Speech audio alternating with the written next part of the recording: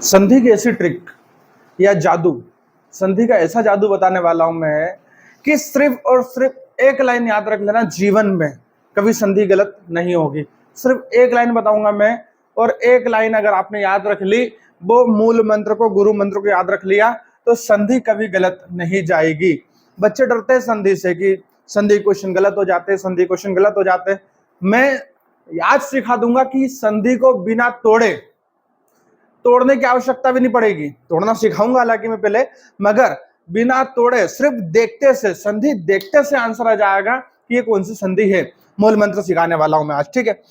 ये सब चीजें पता है सबको कि संधि जो होती है 3 प्रकार की होती है। स्वर संधि होती है, व्यंजन संधि होती है, विसर्ग संधि होती है। अपन थोड़ा सा अलग तरीके से देखते हैं ना, ये सभी को पता है। तो भाई अपने को संधि के 3 प्रकार पता है कि संधि जो होती है 3 प्रकार की होती है। एक हम ले लेते हैं पहले कि स्वर संधि होती है, ठीक है। दूसरा पता है अपने को कि व्यंजन संधि होती है,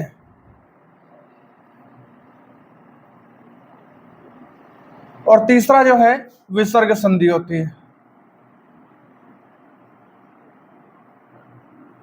विसर्ग संधि मतलब 3 रूप अपने को पता है। जिसमें से व्यंजन संधि, विसर्ग संधि तो बहुत ही आसान होती है। समस्या जो आती है वो कहाँ आती है? स्वर संधि में आती है, ठीक है।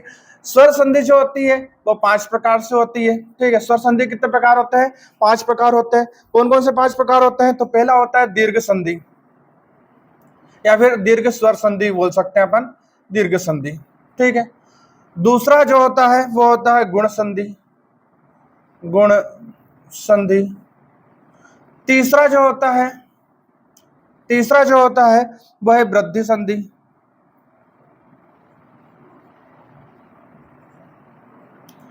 चौथा जो होता है वो है यण संधि। और पांचवा जो है वो है अपनी अयादि संधि। क्रम से लिखे हैं मैंने इनको, कारण थोड़ा सा बड़ा है इसलिए बताता हूं मैं। ये 5 संधि, ठीक है। स्वर संधि, व्यंजन संधि और विसर्ग संधि, 3 जो होते हैं वो मूल रूप होते हैं संधि के।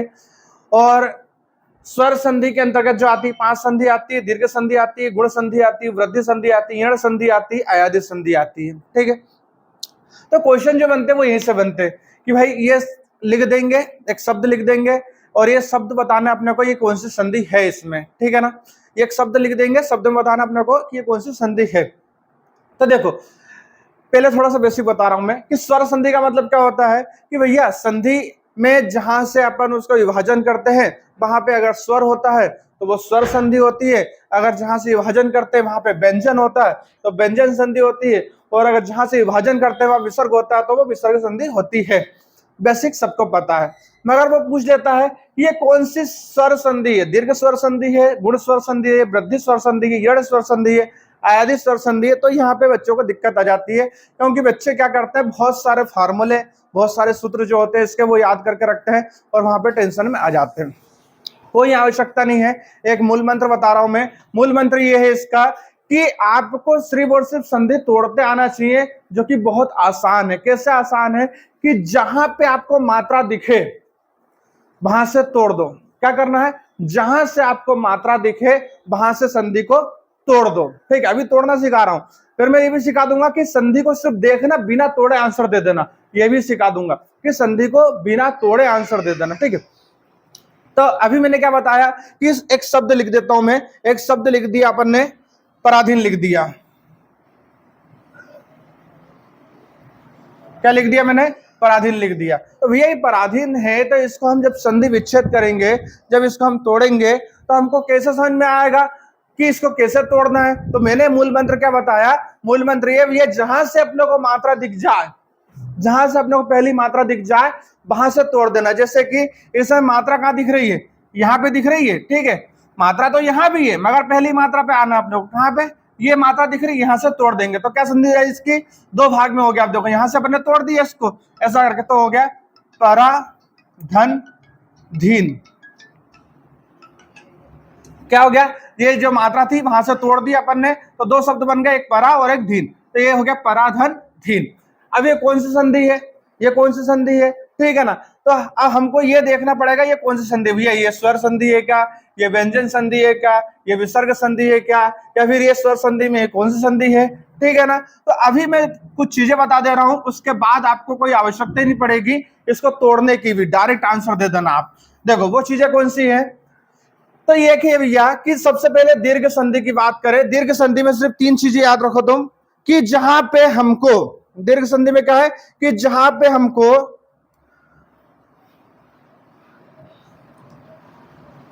आ, दिख नहीं रहा, आ,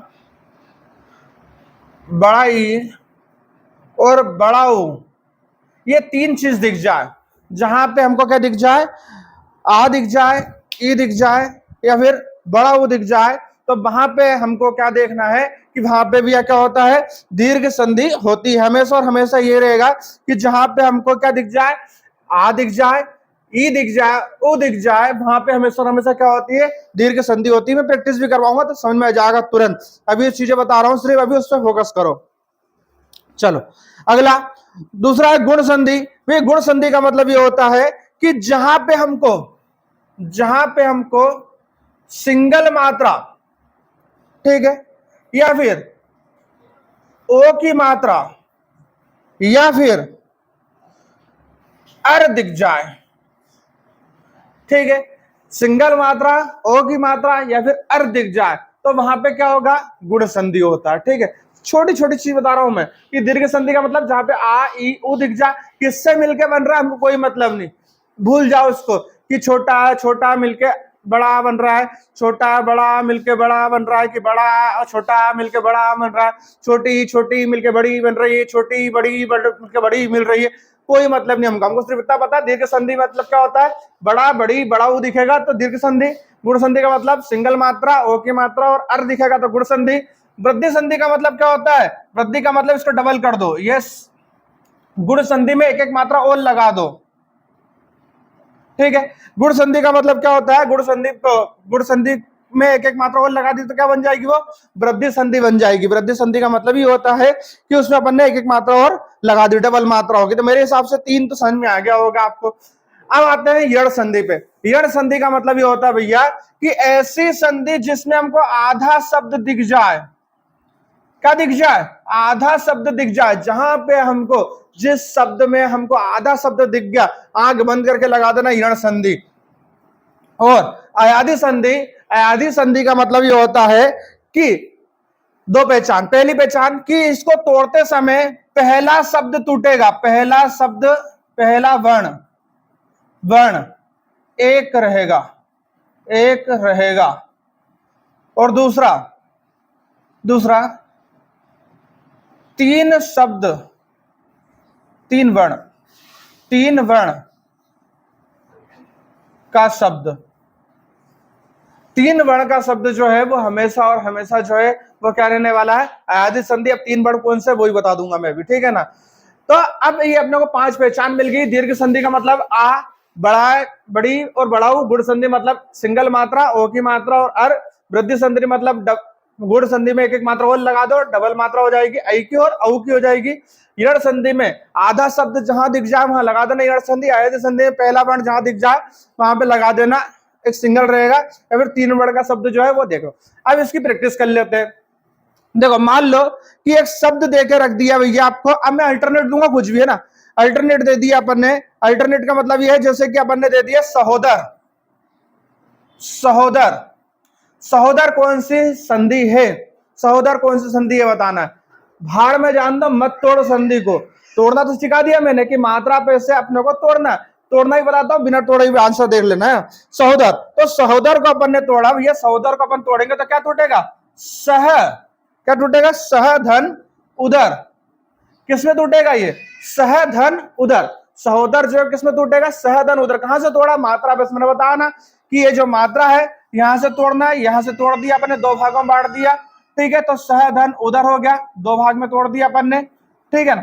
तो इसका क्या हो गया, सह धन उदर मतलब सहोदर हो गया, ठीक है ना। तो अब देखो इसको तोड़ते तो आ गया हमको, मगर हम डायरेक्ट आंसर देंगे। डायरेक्ट आंसर कैसे देंगे, हमको सिर्फ ये देखना कि हम मात्रा में से तोड़ते तो कौन सी मात्रा लगी हुई है, यहाँ पे कौन सी मात्रा लगी हुई है, ये वाली मात्रा लगी हुई है और ये मात्रा कहां पे लगी हुई है, बताओ मेरे को जरा फटाक से।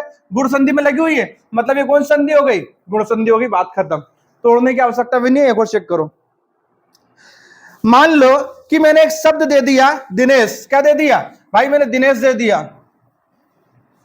क्या दे दिया मैंने, दिनेश, ठीक है, क्या दे दिया, दिनेश। कहां मात्रा लगी, यहां पे लगी है, सीधे मात्रा देखो कौन सी मात्रा लगी है, ये वाली मात्रा लगी है, कहां पे लगी ये वाली मात्रा, इसमें, गुण संधि, आंसर खत्म। और देखो,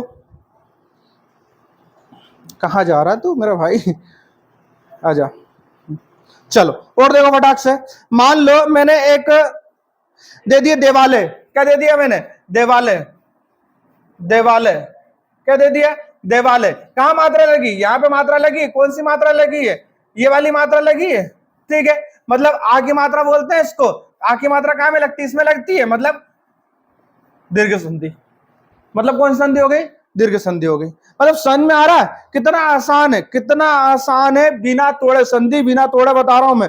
और देखते हैं, चलो चलो और देखते हैं।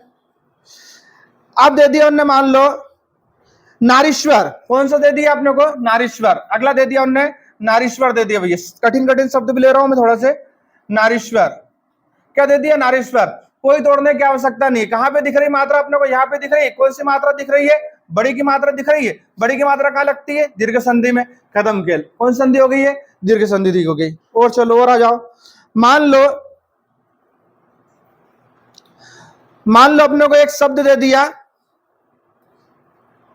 परमोजस्वी, क्या दे दिया, परमोजस्वी, परम ओजस्वी जिसको बोलते हैं अपन, पर मोजस्वी, मोजस्वी, परम ओजस्वी। इसको तोड़ेंगे अपन, तो यहां से तोड़ेंगे तो हो जाएगा परम धन ओजस्वी, क्या हो जाएगा, परम धन ओजस्वी। तोड़ने की आवश्यकता ही नहीं है। मात्रा देखो कहां पे लगी हुई, यहां पे लगी है, कौन सी मात्रा दिख रही है अपने को, ये वाली मात्रा दिख रही है, कौन सी दिख रही है, ये वाली मात्रा दिख रही है, कहां दिख रही है ये वाली मात्रा, यहाँ पे, वृद्धि संधि। आंसर क्या आ गया अपना, वृद्धि संधि। तोड़ने की आवश्यकता भी नहीं पड़ेगी भाई, इससे सरल संधि कोई नहीं पढ़ाएगा, डायरेक्ट आंसर लेके आ रहा है बिना संधि तोड़े, सिर्फ देखो आंसर लेके आओ, ठीक है। अगला देखो, और चलो अगला देखो, अगला क्या लिखा हुआ अपने को, एक शब्द दे दिया उनने, अल्प दे दिया, क्या दे दिया अपने को, एक शब्द दे दिया अपने को, अल्प, क्या दे दिया अपने को, अल्प। इसमें तो है ही नहीं, मात्रा नहीं दिख रही, कहां से तोड़ेंगे, मात्रा नहीं दिख रही, कहां से तोड़ेंगे इसको अल्प। तो भाई इसमें एक शब्द तो दिख रहा है, क्या दिख रहा है, आधा शब्द दिख रहा है, जहां पे आधा शब्द दिख जाए लगा देना ऋण संधि, क्या लगा देना, ऋण संधि लगा देना, मात्रा हो ना हो कोई फर्क नहीं पड़ता, लगा देना ऋण संधि। अगला देखो, अगला है प्रत्यर्पण, क्या दिख रहा है, प्रत्यर्पण, क्या दिख रहा है, प्रत्यर्पण, प्रत्यर्पण, प्रत्यर्पण, ठीक है, क्या दिख रहा है, प्रत्यर्पण। मात्रा तो दिख ही नहीं रही, जहां से तोड़ेंगे यहाँ पे रह की मात्रा दिख रही तो यहां से टूटेगा, मगर क्या दिख रहा है अपने को, आधा शब्द दिख रहा है, लगा देना आधा शब्द, मतलब क्या होता है, ऋण संधि, खत्म खेल। कभी गलत नहीं जाएगी एग्जाम में, उसकी गारंटी मेरी है, ठीक है। चलो बढ़िया है, हो जाएगा मेरे हिसाब से तो। और एग्जाम्पल देख लेते हैं अपन, चलो। तो हम चाहो तो मैं इसको डीप में भी उतार दूंगा, पूरा बेसिक से पूरे फार्मूले आर्मूले सब दिखा के, मगर कोई मतलब नहीं है। चलो अगला देखते हैं अपन। तो जितने भी जहां भी आधा शब्द दिखेगा वहां पे क्या लगाना है, आपको लगा देना आंख बंद करके ऋण संधि। अगला देखो, अब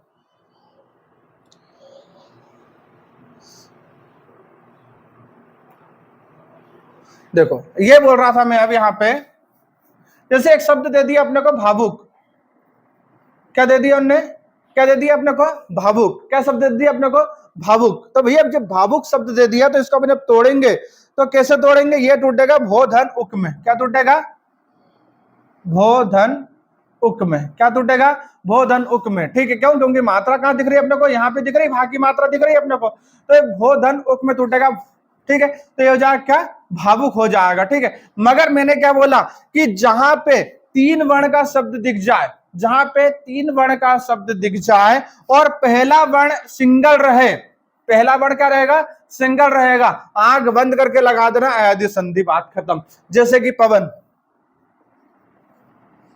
पवन, पवन को तोड़ेंगे तो क्या टूट जाएगा, पो धन अन, धन अन, पवन। ठीक है, मगर हमको क्या देखना है, 3 वर्ड दिख गया भैया हमको, पहला वर्ड जो है सिंगल है क्या, हाँ है, और नगा आयत संधि लगा देना, बात खत्म।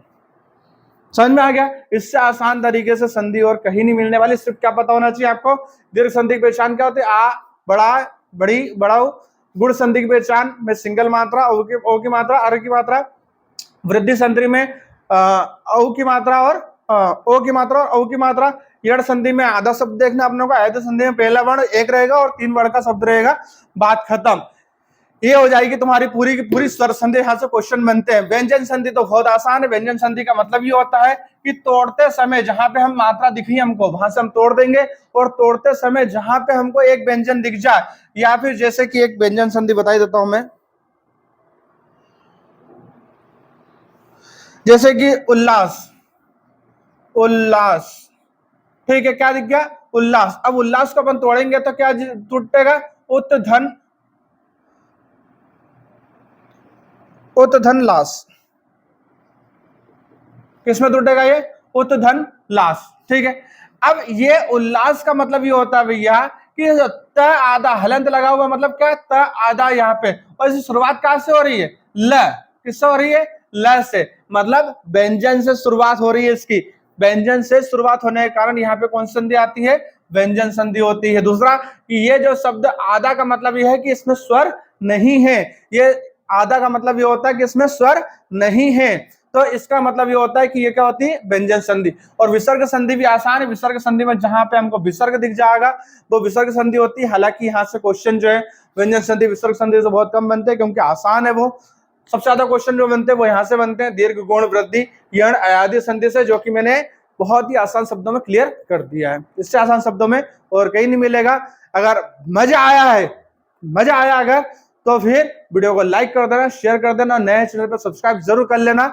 ऐसे ही और वीडियो हिंदी, इंग्लिश और साइंस के वीडियो देखने के लिए जय हिंद, जय जय श्री राम, जय जय श्री राम।